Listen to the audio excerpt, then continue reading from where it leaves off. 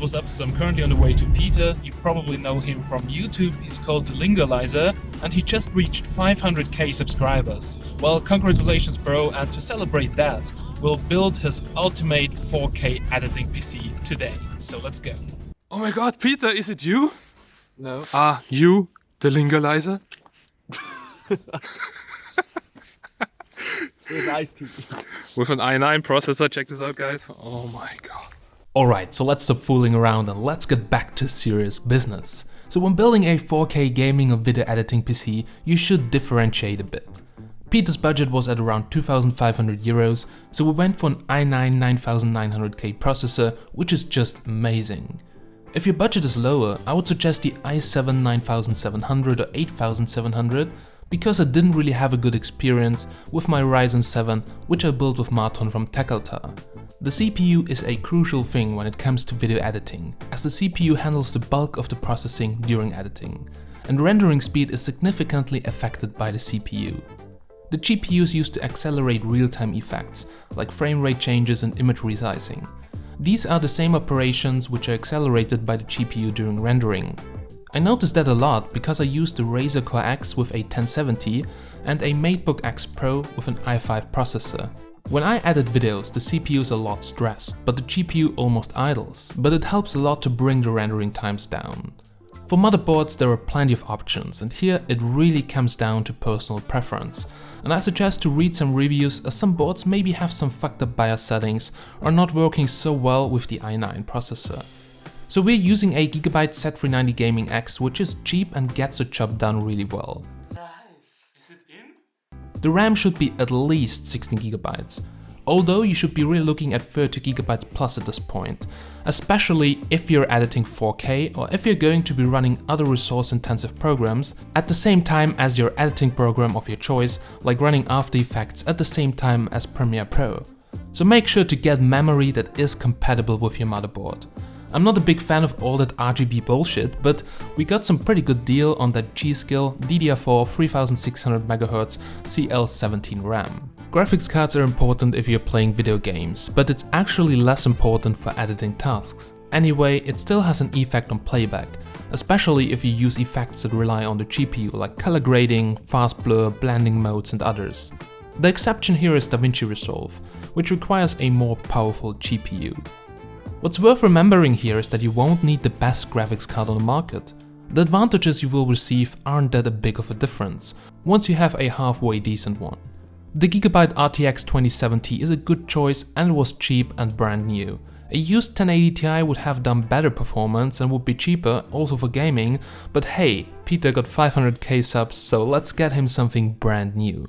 By the way guys, in my Razer Core X there's a GTX 1070 and you can just slide it out like this and then just, swap the GPUs.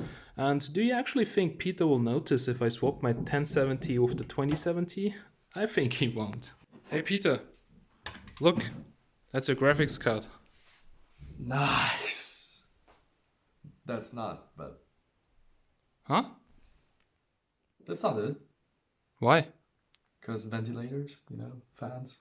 Fuck. Then there is something people mostly forget, and this is how important a fast drive is when it comes to 4K editing. 4K files are big, and that means you can have the best hardware, but if your bottleneck is a slow drive, editing will suck on it. The same for loading times in games. So the best price to performance ratio is getting one good but not best in class M.2 SSD like the 970 EVO from Samsung and a cheap hard drive for storing crap like Peter's old videos. So also remember that the powerful CPU you just got needs some proper cooling. Now one of the easiest and really cheapest solutions for the i9 is the Corsair H115i AIO cooler. It cools the i9 perfectly well and has a huge radiator with two 140mm fans. So when buying that cooler, just keep in mind that your case needs to have at least space for two 140mm fans.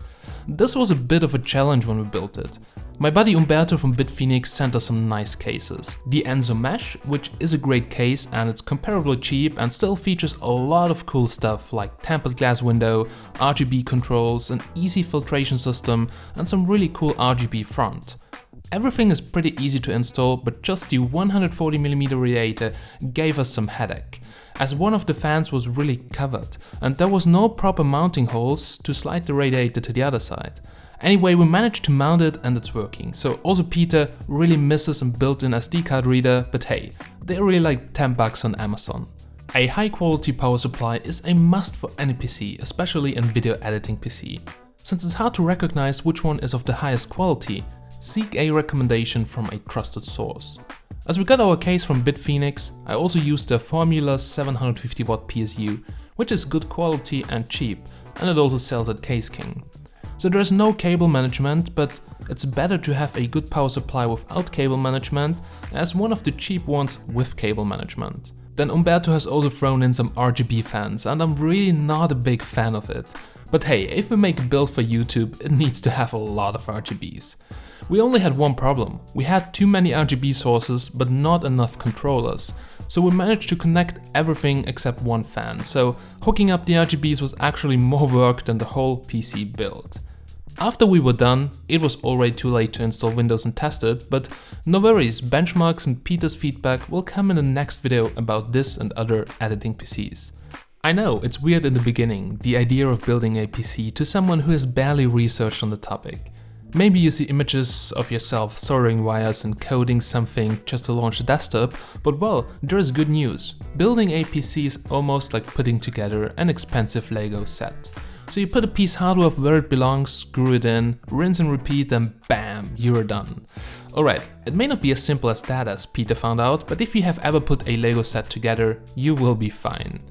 Also worth mentioning are accessories, and something I really want to mention is the AK Racing Pro gaming chair. AK Racing sent one out to me for testing, and to be honest, I love this chair.